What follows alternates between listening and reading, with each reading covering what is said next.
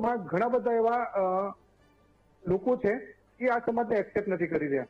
તો હમણાં જ અમારે કલેક્ટરનો આદેશ છે કે આ સમુદાયોને બીજેપી મુક્ત જાતિ કમ્યુનિટીના લોકોને તમારે પ્લોટો ફાળવવા. નો ડાઉટ સરકારે સારો સહયોગ આપ્યો, કલેક્ટર સાહેબે સારો સહયોગ આપ્યો, પણ ગ્રામ પંચાયત વાત કરીએ તો 2 ગ્રામ પંચાયત એવી છે, એક અમારે ચંડીસર ગ્રામ પંચાયત છે ને એક અમારે અહીંયા સાંગરા ગ્રામ પંચાયત છે. ઓકે. જે ગ્રામ પંચાયતના લોકોનું કહેવું એવું છે કે આ સમુદાય અમારા ગામમાં ન આવવો જોઈએ. તો શું અમે એવા તો કયા ગ્રહ ઉપરથી આવ્યા છીએ? તો આ સમુદાયમાં અમે તમારી જોડે ન રહી શકીએ? અમારે તો એવી કેવી ગુનાહિત પ્રવૃત્તિઓ છે કે અમે તો એવું શું કામ કર્યું છે તો અમે આ દેશમાં ન રહી શકીએ? તો અમારો બસ મેજર પ્રશ્ન અમારો આ છે કે તમે લોકો અમને એક્સેપ્ટ કરો. અમારા અંદર શિક્ષણ નથી. હા, બસ મહેનત કરી રહ્યા છે, ગ્રાઉન્ડ લેવલ પર અમે કામ કરી રહ્યા છીએ. અત્યારે સમાજમાં અમે ઘણી બધી એવી લાઇબ્રેરીઓ સમાજના યુવાનોએ અમે આપી છે. તમે જોવો તો અમદાવાદમાં એક અમારી લાઇબ્રેરી, સારી હાઈટેક લાઇબ્રેરી, કદાચ ગદત કોઈ કમ્યુનિટીની નહીં હોય, કોઈ સારા સમુદાયની નહીં હોય એવી અમે અમદાવાદમાં હાઈટેક લાઇબ્રેરી આપી છે. એવી અમે પાટણમાં બી હાઈટેક લાઇબ્રેરી આપી છે. પાલનપુરમાં બી આપણી એવી લાઇબ્રેરી ચાલુ છે. તો અમે તો પ્રયત્ન અમારા કરી રહ્યા છે, પણ સહયોગની થોડી જરૂર છે. સહયોગ થાય ને એક્સેપ્ટન્સ વધે. Fine, okay. અમીબેન, અમીબેન, આમ મોટે ભાગે અત્યારે છેલ્લા એટલે આઝાદી પછીથી આપણે ત્યાં એક જબરજસ્ત સબ્જેક્ટ ચાલ્યો કે દેશની અડધી જે આબાદી છે, વસ્તી છે, એ મહિલાઓની, બહેનોની, માતાની, કે એના એમ્પાવરમેન્ટ માટે કામ કરવું. હું તો જ્યારથી ભણું છું ત્યારથી આ વિમન એમ્પાવરમેન્ટ હું શબ્દ બહુ સાંભળું છું, પણ મેં એવું જોયું છે કે કદાચ સૌથી વધારે વિમેન એમ્પાવરમેન્ટનો જે મુદ્દો છે ને એ કંઈ સાર્થક હોય એટલે સફળ હોય કંઈ બહુ મોટા પ્રયત્નો વિના, તો એ દેવી પૂજકોના લોહીમાં છે. તે એ સ્ત્રી પ્રધાન સમાજ છે, મેં શરૂઆતમાં પણ કીધું. પણ મારે આજે એ સમજવું છે કે જો એ સ્ત્રીનું ઘરમાં એટલું બધું ચાલે છે, એની કમાવાની શક્તિ છે, એટલે આપણે એવું કહીએ છીએ કે મહિલાઓ કમાઈને તો એમ કે એમ્પાવર થાય કારણ કે સ્વતંત્ર બને. તો દેવી પૂજક સમાજમાં તો એ એકદમ બહુ જ પરંપરાગત રીતે સહજ વાત છે કે મહિલા કમાય છે. તો પછી હું એવું કહી શકું કે દેવી પૂજક સમાજમાં મહિલાઓની સ્થિતિ જબરજસ્ત બીજા સમાજો કરતા મજબૂત છે અને ખૂબ સારી છે, હું એવું કહી શકું કે ના કહી શકું? જી નમસ્કાર. પહેલા તો હું એ જણાવીશ કે આપે જેમ કહ્યું કે દેવી પૂજક સમાજનો પાયો છે એ મહિલાઓ છે. જી. એનું કારણ છે તમે કહ્યું જ કે શાકભાજીનો ધંધો કરીને પણ અશિક્ષિત હોવા છતાં પણ વર્ષોથી શાકભાજીનો ધંધો કરે છે, 4 વાગે ઉઠે છે, શાકભાજીનો ધંધો કરે છે, પછી પોતાના બાળકોનું, સમાજનું, ઓવરઓલ જે છે દેવી પૂજક સમાજનો પાયો એ સ્ત્રી છે, કારણ કે નીડર છે, હાર્ડવર્કિંગ છે એટલે 4 વાગ્યાથી ઉઠીને બધું કરી રહી છે. તે પર એ દયાળુ પણ છે. આપ જોશો કે બીજા બધા વેપારીઓ પોતાના વેપારના ચીજ વસ્તુઓ થોડી ઓછી આપવાનો પ્રયાસ કરશે, પણ અમારી દેવી પૂજક સમાજની સ્ત્રીઓ જ્યારે શાકભાજી વેચવા બેસે છે તો ફ્રીમાં છેલ્લે બધાને હેબિટ હોય, કોથમીર નાખી દો, આ નાખી દો, એ ઉદાર મને એ આપતી હોય છે. એટલે એ દયાળુ પણ છે. એના પછી ઇન્ટેલિજન્ટ એટલે છે બીકોઝ આપ જોશો કે તરત જ આપણે કેલ્સી નીકાળીને કેલ્ક્યુલેશન કરીએ કે કેટલું ટોટલ થયું. અમારી દેવી પૂજક સમાજની સ્ત્રીઓને ક્યારેય કેલ્ક્યુલેટરની જરૂર નથી પડી. તેઓ હંમેશા પોતાની માનસિક ગણતરીથી જ ગણી લે છે. એટલે એવું નથી કે સ્ત્રીઓ નબળી છે, સ્ત્રીઓ તો બહુ જ જોરદાર સશક્ત છે દેવી પૂજક સમાજની. અને હવે મુદ્દા પર આવીએ કે અત્યારની પરિસ્થિતિ શું છે. આપે કહ્યું અત્યારનો જે પ્રવાહ છે થોડું ઘણું હું એવું નહીં કહી શકું કે સાવ એકદમ હજી પણ બેકવર્ડ છે. હજી સુધારો આવ્યો નથી.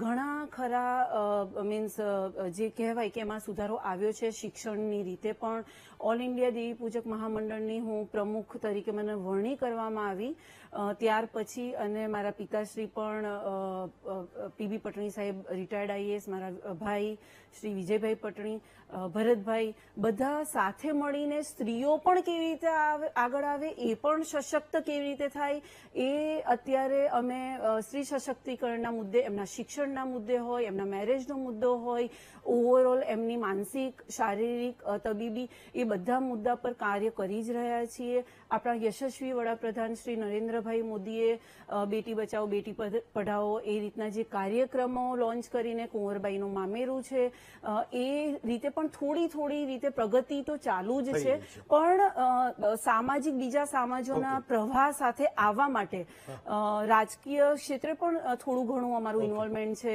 ગવર્મેન્ટ નોકરીઓમાં પણ ઇન્વોલ્વમેન્ટ છે. પણ જો ઓબીસી હમણાં જે ભાઈએ વાત કરી એમાં દેવી પૂજક સમાજની પૂરા દેવી પૂજક સમાજને પણ મળે અલગ અનામત, એ પણ બહુ જ જરૂરી છે. પણ એમાં પણ જો સ્પેસિફિક સ્ત્રીઓનું આવે તો જો એને અલગથી અનામત મળે તો 100% બહુ જ આગળ વધશે, એ મને ખબર છે. ફાઇન. રમીલાબેન, એક સવાલ એ પણ હતો કે દેવી પૂજક સમાજમાં ખૂબ નાની ઉંમરે દીકરીઓના લગ્ન કરી નાખે છે, અને કારણ એ પણ બને છે કે ભાઈ ખૂબ એટલે એ પોતે ના ભણ્યા હોય, એના ઘરમાં એ પ્રકારનો માહોલ બને, આગળના સંતાનો પણ નથી ભણતા. તો હું માનું છું કે ક્યાંકથી કોઈક એક સ્ટોપ લાગવાની જરૂર છે. તમને લાગે છે કે સમાજ એ દિશામાં છે, એ સુધારાઓ થઈ રહ્યા છે કે જે સમાજને આગળ લઈ જાય એવા અત્યારે આજના વર્તમાનમાં એવા કોઈ સુધારા થઈ રહ્યા હોય? દીકરીઓના નાની ઉંમરે લગ્ન થવાની વાત એ ખૂબ સહજ છે, મેં ખૂબ સાંભળી છે, જોયું પણ છે. આજની સ્થિતિ શું છે રમીલાબેન?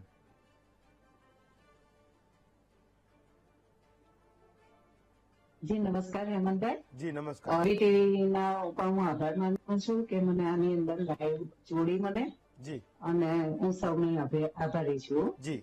વત્તા પ્લસ આપણે જે વાત કરી એ વાતની અંદર હું સહમત છું કે પહેલાના જમાનામાં જે નાના બાળપણથી બાળ લગ્ન કરી દેવામાં આવતા હતા. જી.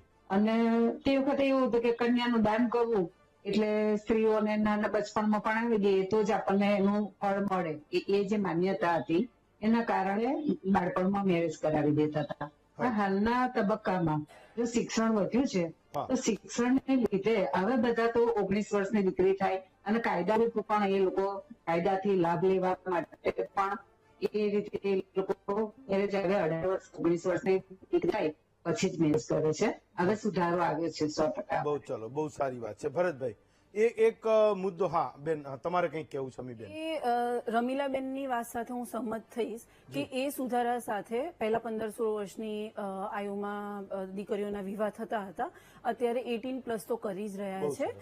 પરંતુ એની સાથે એમને એમના પસંદગીનો જીવનસાથી ચૂઝ કરવાનો જે પહેલા નિયમ નહોતો એ અત્યારે બદલાવ થઈ અને અમારા જે વડીલો છે અને જે સમાજના આગેવાનોએ એ બદલાવ આપેલો છે કે જે દીકરી હોય એને એનો જીવનસાથી પસંદ કરવાનો અવસર આપવામાં આવે છે. દેવી પૂજક સમાજની બહાર પણ પસંદ કરી શકે? જી, અત્યારે એવું છે કે થોડું હજી રિજિડ છે. હું એવું નહીં કહું કે જી બહુ ફ્રીડમ મળી ગઈ છે, એવું હું બિલકુલ નહીં કહું, પણ થોડું આપે કહ્યું કે થોડું લિબરલ રહ્યું છે કે જો સારું પાત્ર બહારની સમાજમાં પણ હોય તો મા બાપ પણ સ્વીકાર્ય કરે છે અને એમને એમની પસંદગીનો જીવનસાથી ચૂઝ કરવાનો અવસર આપે છે. ભરતભાઈ, મોટે ભાગે સુરેશભાઈએ કીધું, રાહુલભાઈએ કીધું, વિક્રમભાઈએ કીધું, રાધર દિલીપભાઈએ કીધું ને બંને બહેનો પણ એ વાતે સહમત છે. સવાલ હું તમને પૂછું છું કે દેવી પૂજક સમાજને આજે ઓબીસીમાં છે, એમાંથી એસટી સમાજમાં જવું છે, એને એસટીમાં અનામત લેવી છે, તો એના માટેનો ક્યાંય સૂર મેં અત્યાર સુધીમાં સાંભળ્યો નથી. આજે મહામંથન કરું છું તો તમારા સમાજમાંથી એક કોમન પ્રશ્ન એ આવી રહ્યો છે. શું આ વાતે તમે કોઈ સરકારોને એ વાત કહી ચૂક્યા છો કે ભાઈ ઓબીસીમાં તમને શું તકલીફ છે ને એસટીમાં જશો તો શું સારું થશે? આજ બાકીના બધા લોકો પણ મને લાગે એ જ સવાલ પૂછી રહ્યા હતા. હું નહીં પૂછું તો મને લાગશે કે કંઈક અધૂરું મંથન રહેશે. ભરતભાઈ તમને પૂછું. હેમંતભાઈ, આપને કહું કે જયારે દેશ આઝાદ થયો ત્યારે મહારાષ્ટ્ર હતું. ગુજરાત 1 મે 1960 રોજ મહારાષ્ટ્ર પ્રાંતમાંથી અલગ થયું. મહારાષ્ટ્ર પ્રાંતમાં હતો ત્યારે આ સંપૂર્ણ સમાજ એ એસટીમાં હતો. અમારા એ વખતે અમારા કોઈ પોલિટિકલ લીડરો નહોતા કે અમારા લોકોનું કોઈ પોલિટિકલ ઇન્વોલ્વમેન્ટ નહોતું અને અમારી અજ્ઞતાના કારણે જે તે વખતની સરકારોએ અમને ઓબીસીમાં, રાજ્યની સરકારે અમને ઓબીસીમાં મૂક્યા. આપ એ વખતનો ઇતિહાસ જોશો. હમણાં જ અમારો જે સમૂહ છે એ ડીએનટીમાં આવે છે, ડીનોટિફાઈડમાં આવે છે. અત્યારે જુદા જુદા જે કમિશનો આવ્યા એંગર કમિટીથી લઈ કરીને કાકા કાલેકરથી લઈ કરીને મંડલ કમિશનથી લઈને બીઆર લોકલ કમિશનથી લઈ કરીને કમલા ત્રિપાઠી વેંકટ ચેલૈયાથી લઈ કરીને રેન્કે કમિશનથી લઈ કરીને ઈદાતે કમિશન, સાહેબ 16 કમિશનો થયા. હા, એના રિપોર્ટો સબમિટ થઈ ગયા. તેની અંદર સ્પષ્ટ કહેવામાં આવ્યું છે કે આ લોકોને ઓબીસી માંથી રિફાઇન્ડ કરીને અતિ પછાત તરીકે આ સમૂહોને, આજે આ સમૂહો એસસી થી પણ 100 સાલ પાછળ છે, એસટી થી પણ 100 સાલ. એ સમજી ગયો, બધું એ થઈ ગયું, પણ હું એ સમજવા માંગુ છું કે તમારી વાતો એ સરકાર સુધી પહોંચી કે નહીં, બાકીના લોકો પણ એ પૂછી રહ્યા છે જયારે તમે આ કામ કરી રહ્યા છો. આજે ભારત સરકારના મેમ્બરના નાતે હું આપને કહું કે સરકારના નીતિ આયોગની અંદર અને સરકાર કક્ષાએ આ વાત કમિશન બને અને દાદા ઈદાતે કમિશનને ભારત સરકાર લાગુ કરે એના માટેના ભારત સરકારના પણ પ્રયત્નો છે. અને મને લાગે છે એ દિશામાં ભારતની મોદી સરકાર બહુ સંવેદનશીલ સાથે આ વિષય ઉપર વિચારી રહી છે. સમાજના તમારી માંગ કેટલા વર્ષો જૂની છે ભરતભાઈ? આ માંગ આમ જોવા જાય તો સાહેબ 1947 થી. તો હું એ સમજવા માંગુ છું કે અત્યારે શું સ્થિતિ છે, અત્યારે તમે શું કરાવી શકાય? યસ સુરેશભાઈ, હું આવું તમારી પાસે. અત્યાર સુધીમાં તમે શું કરાવી શકાય એમ હું પૂછું છું. અત્યાર સુધીમાં સાહેબ વિક્રમભાઈ તમારી પાસે પણ આવું છું. આ સમાજના વિકાસ માટે ભારત સરકારે 200 કરોડ રૂપિયાનું પ્રાવધાન કર્યું. ઓકે. એમાં આજીવિકા માટે નું જે લાઇવલીહુડ છે, એજ્યુકેશન સ્કિલ ડેવલપમેન્ટ માટેની કરી. ગુજરાતમાં 200 કરોડ કે દેશમાં 200 કરોડ? દેશમાં 200 કરોડ. ઓકે.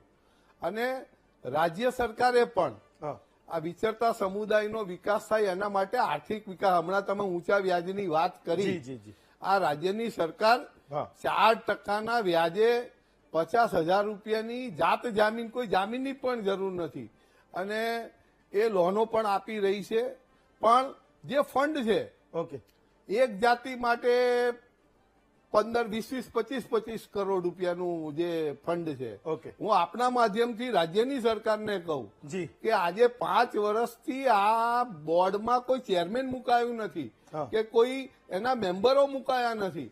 અને આનું બોર્ડ છે. આજે ઈડબ્લ્યુએસ લઈ આવ્યા સાહેબ. હું કોઈ સમૂહની એ વાત નથી કરતો. કોઈ પણ જાતના કમિશન વગર સરકારે ઈડબ્લ્યુએસ, કોઈ પણ રાજકીય પાર્ટીએ એનો વિરોધ ના કર્યો, પણ જે સમાજની મુખ્ય ધારામાંથી જે સમૂહો આજે દૂર છે, આજે ઈડબ્લ્યુએસ ને 700 કરોડ આપે છે અને વિચરતા 40 જાતિઓ માટે 10-15 કરોડનું ફંડ એ વ્યાજબી નથી. હું આપણા માધ્યમથી કહું કે રાજ્યની ભૂપેન્દ્રભાઈ પટેલની સરકાર આમાં વિચારે અને મોટું ફંડ આપે. ચલો, તમે એમને લખીને આપજો, અમે પણ માધ્યમ તરીકે તમારી સાથે છીએ. સુરેશભાઈ, તમારે કંઈક કહેવું હતું?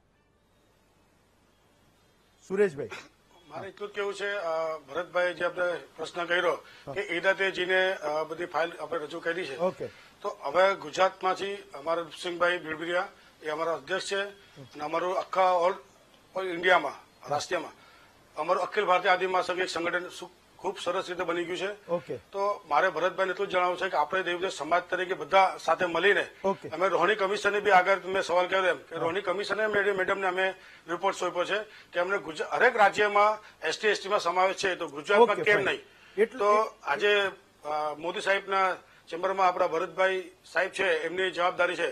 તો હું કહું ગુજરાતમાંથી આગેવાનો પાસે, બધા આગેવાનો સાથે ભેગા મળી અને ઈદાતેજી પાસે યા રોહિણી કમિશન મેડમ પાસે અમારી જે રજૂઆત છે કે આપણી રજૂઆત છે સમાજની, વિક્રમભાઈ તમારે 27 પછી 11% નંબર અલગ આપે, એવી રજૂઆત કરવા માટે અમને ક્યારે લઈ જશો અને ક્યારે સરકાર સાંભળશે? મારે ભરતભાઈને પૂછ્યું. એ પણ તમને કદાચ મહામંથન પૂરું ફાઇન. ઓકે ભરતભાઈ, એ મહામંથન પૂરું થશે તો તમને એ પણ કહેશે. વિક્રમભાઈ, જે સવાલ ઉઠાવી ગયા એના સિવાયની કઈ વાત હોય તો કહો. વિક્રમભાઈ, હું આવું તમારી પાસે. હા વિક્રમભાઈ. હવે મારે ભરતભાઈ, સુરેશભાઈ ને બેને જે વાત કરી એ એકદમ સત્ય વાત છે એની, કે અનામત આપણી હોવી જરૂરી છે. અનામત એમ નહીં આપને મળે, એના માટે આપણે સંઘર્ષ કરવો પડશે. સંઘર્ષ આપણે એકતા કરશી તો થશે. જે બેને હમણાં આ વાત કરી, આપણી બહેનોની એની આપણે શક્તિ, આપણે દેવી પૂજક છે, આપણે શક્તિના અંશ છે. આપણે તો આપણે બધું કરી શકશે. અને આપણે રાજકીયની જે હમણાં ભાઈએ એને વાત કરી, ભરતભાઈ એને, રાજકીયની અંદર ક્યાં આપણા સમાજને કોઈ ટિકિટ આપે છે? આપણી વસ્તી તો બહુ જ છે, આપણો ખાલી ઉપયોગ કરે છે, મત લેવા માટેનો આપણો ઉપયોગ કરે છે. કોઈ સભાવું હોય ત્યાં કણે આપણો ઉપયોગ કરે છે, ત્યાં ગાડીઓ ભરી ભરી લઈ જાય છે, 200 રૂપિયા 300 રૂપિયા દઈ દઈએ અને લઈ જાય છે. આપણા સમાજને કેમ ક્યાંય ટિકિટ દેતા નથી? હું બંને પાર્ટીને કહું છું, કોંગ્રેસને ને ભાજપને, બેયને. કેમ સમાજ નથી અમારો? દિલીપભાઈ, અમારો સમાજ કોઈ નાનો નથી, અમારો સમાજ બહુ જ મોટો છે. એ મુદ્દો સમજો દિલીપભાઈ. તો મૂળ મારો સવાલ એ હતો કે સમાજના સંગઠન વિશે, સમાજની એકતા વિશે બહુ બધા પ્રશ્નો હશે, કારણ કે અહીંયા જેટલા પણ લોકો આવ્યા એવું કહે છે કે તમે એક નથી તો તમારો અવાજ ક્યાંથી સંભળાવવાનો? તમને જે જોઈએ છે એ તમે બધા એક થઈને કહેશો તો તમને મળવાનું છે ને. કોઈ છૂટક વ્યક્તિગત પ્રયત્નો હું નથી માનતું કે આમાં દેવી પૂજક સમાજનું કઈ ભલું કરી શકે. દિલીપભાઈ. જી, હવે ગુજરાતમાં વિચરતી વિમુક્ત જાતિ સમુદાયની પોપ્યુલેશન જોવા જઈએ જી તો 1.25 કરોડની છે. જી, બરોબર. એમાં પણ 60 લાખ ઉપરાંતની જે જનસંખ્યા છે એ દેવી પૂજક સમાજની મહત્તમ સંખ્યા છે. અને ગુજરાતમાં જે 40 જાતિ જે આવેલી છે એમાં 28 વિચરતી અને 12 વિમુક્ત જાતિ આવેલી છે.